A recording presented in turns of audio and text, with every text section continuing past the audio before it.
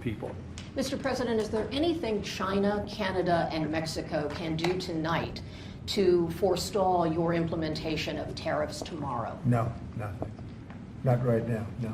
Not a negotiating tool? No, it's not. No, it's a pure economic. We have big deficits with, as you know, with all three of them. And in one case, they're sending massive amounts of fentanyl, killing hundreds of thousands of people a year with the fentanyl. And in the other two cases, they're making it possible for this poison to get in, number one. And number two, we have big deficits, and it's something we're doing. And we'll possibly very substantially increase it. We're not. We'll see how it is. But it's a lot of money coming to the United States. As you know, we have about a $200 billion deficit with Canada, getting close to $200 billion. They've treated us very unfairly. And I say, why should we be subsidizing Canada? It's wonderful. I have so many friends in Canada. It's a great place. Is there a concession But, you're looking for, sir? No, we're not looking for a concession. And we'll just see what happens. We'll see what happens. And with Mexico, it's the same thing. We have a $250 billion deficit, and we have a lot of people coming into the border, and now we've largely stopped that, but we've stopped that ourselves. I think they've done a fantastic job. You've seen the numbers, they've dropped to almost zero. But we've suffered under the past administration for years and years. We've suffered with millions of criminals coming into our country. Criminals, people from jails from all over the world that come through Mexico, and they come through Canada too. A lot of them come through Canada, and a lot of fentanyl comes through Canada, and China makes the fentanyl. China makes the fentanyl, gives it to Mexico, puts it through Canada, puts it through different places, mostly Mexico, but also a lot through Canada. And so all three haven't treated us very well. There are significant... Can I ask you about your meeting with NVIDIA? What did you talk about, and do you think you need to ban more of the chips that they're selling to China? Well, he's a great gentleman, and I hadn't met him. He's the biggest in the world in terms of chips. And I can't say what's going to happen with it. We had a meeting. It was a good meeting. But eventually we're going to put tariffs on chips. We're going to put tariffs on oil and gas. That'll happen fairly soon. I think around the 18th of February. And we're going to put a lot of tariffs on steel. We already have tariffs on steel, and we've saved our steel industry, but that was relatively small compared to what it'll be. But we're going to be putting tariffs on steel and aluminum, and ultimately copper. Copper will take a little bit longer, and that'll happen pretty quickly. It'll mean it'll be a great boost for our steel industry. It'll make our steel industry very strong. If I didn't put the tariffs on years ago on steel, which actually Biden left because there was so much money that they couldn't do anything about it, we would have lost. We wouldn't have one steel mill in this country if I didn't do that. We saved the steel industry. So it was an honor to do it, and I think the people that love me most in the whole world are people that make steel. But we're going to be putting, sometime this month, next month, we're going to be putting tariffs on steel and aluminum. And we'll give you an announcement as to what the exact date is. But it'll be a tremendous amount of money for our country, a tremendous amount. These are big numbers. And in addition to that, and you see the power of the tariff. I mean, the tariff is good. And nobody can compete with us because we have by far the biggest piggy bank. And so that'll take place very quickly. But also we'll be doing pharmaceuticals. And to bring our industry back, we want to bring pharmaceuticals back to the country. And the way you bring it back to the country is by putting up a wall, and the wall is a tariff wall. We were the richest country in the world. We were at our richest from 1870 to 1913. That's when we were a tariff country. And then they went to an income tax concept, and how did that work out? It's fine. I mean, it's okay, but would have been very much better. So we'll be doing pharmaceuticals, importantly, and drugs, medicines, etc., all forms of medicine and pharmaceuticals. And we'll be doing, very importantly, steel, and we'll also be doing chips and things associated with chips. And sir, what do you plan on talking with the Japanese Prime Minister about next Friday when you all meet? Well, he's coming in, next week. I don't know, he asked for a meeting, and I have great respect for Japan. I like Japan. Prime Minister Abe was a very close friend of mine. What happened to him was so sad, one of the saddest days. But they're coming in to speak to me, and I look forward to it.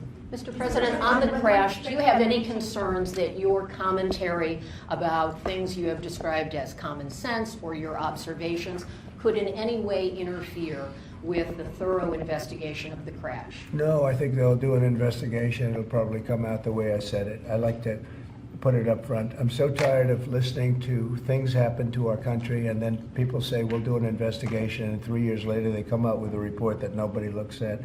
Especially, not in all cases can you do that, but in this case, you know, you had a helicopter that was, the Black Hawk was too high. It was above the 200 limit by double. Shouldn't have been there. And there were some other mistakes made too, and I pointed them out also, and I was right on all of it, but they'll still do an investigation just to check it out. But I think As that's Commander-in-Chief, are you at all concerned about opining about the Army and the conduct of that aircraft when you are Commander-in-Chief and these are the people who report to you and there is an investigation ongoing? This was all caused by bad rules, regulations, and other things by Biden, the What Biden tells you that, administration. sir? And when you look at the way they ran things, in fact, if you look, we hired, one of the first things I told them to do, I said, get talented people in those beautiful towers overlooking runways. You better get them in there fast because we don't have people there that are qualified. And you knew that because planes were landing very, very late. They were circling all over the place. We had people that didn't know what the hell they were doing. And sir, there are planes in the air everywhere, and there are other air traffic. Pardon me, sir. We have to have the best people, the smartest people, the sharpest people as control tower experts. And that's what they have to be. They have to be experts, and they have to be very smart. And we didn't have our best. And if you read the quote that I read yesterday at the news conference, it talked about people that were psychologically injured were okay, and people that had lots of problems were okay. I'd read it again if you'd like me to, but I don't think I have to waste your time. Does that give you concern, though, sir, with planes in the air all around the country, people relying on that as safety? Are you suggesting there's an ongoing risk? No, I think there's very little risk, but I think that we have to make sure that this never happens again. Very, very little risk. And we're taking actions that this can't happen again. The helicopter, as you know, was out of its zone. It shouldn't have been out of its zone. It was at the same height as the airplane. Now, the airplane was coming down on its track. It was perfect. It was in perfect shape coming down, and something was in its way. You can't let that happen. And it won't be happening again. And this was all because of weak rules in the Biden administration. And we're just not going to let that kind of thing happen again. And again, I could wait and I could, give a report in 2 years like they always do. And sometimes it's obvious. In this case, to me, it was very obvious. And I think I've been proven to be very correct. Yeah. Mr. President, what do you expect from your meeting with Prime Minister Netanyahu next week? I expect a lot of good things.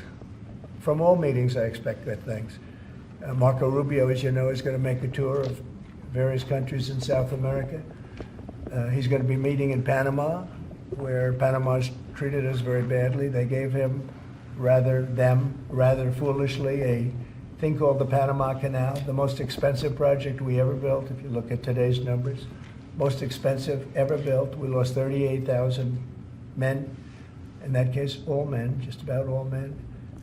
38,000 to the mosquito, to malaria and various other problems that you get from jungles. It was a tremendously costly event.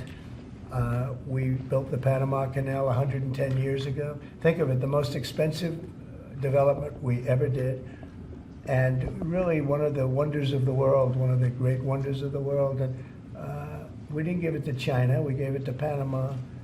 And Panama's been ripping down all the China language signs. They've been working like mad to try, but about 70% of the signs were up and they were written in Chinese, and that's not the deal.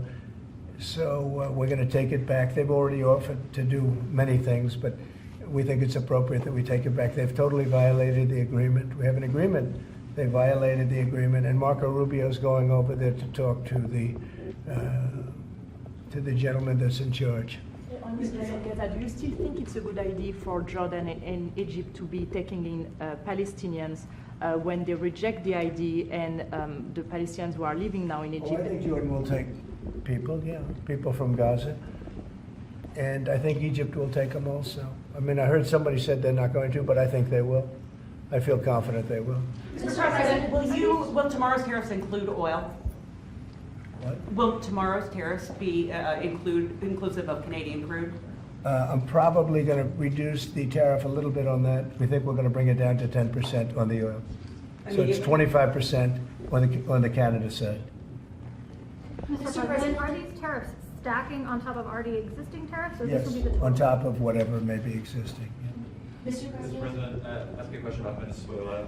Rick Cornell was seen on state TV shaking hands with President Maduro. Is there any concern that that might lend legitimacy to the Maduro administration? No, we want to do something with Venezuela. I've been a very big opponent of Venezuela and Maduro. They've treated us not so good, but they've treated, more importantly, the Venezuelan people very badly. We have tremendous Venezuelan population. I got 92% of the vote, the Venezuelan vote. Now we want to see what we can do to get people back in their homeland safe and free and all. He's meeting with a lot of different people, but we are for the people of Venezuela. We're for the Venezuelan Americans. If you look at it, we have them all in Florida, right around the Doral area. That's really, they call it Little Venezuela, right? And they voted for me close to 100%. So we'll see what we can do to straighten out the situation in Venezuela. Venezuela has been very unfortunate. I was very surprised when I saw that Biden agreed to buy a lot of oil from Venezuela, because Venezuela was just about finished, the dictator. And when that happened, it brought him back to life. You know, Biden went out and they buy millions of barrels of oil. I say, what's that all about? So we're not going to let that stupid stuff happen. So we'll see what happens. We're not happy with Venezuela. We don't like the way they've treated the Venezuelans at all.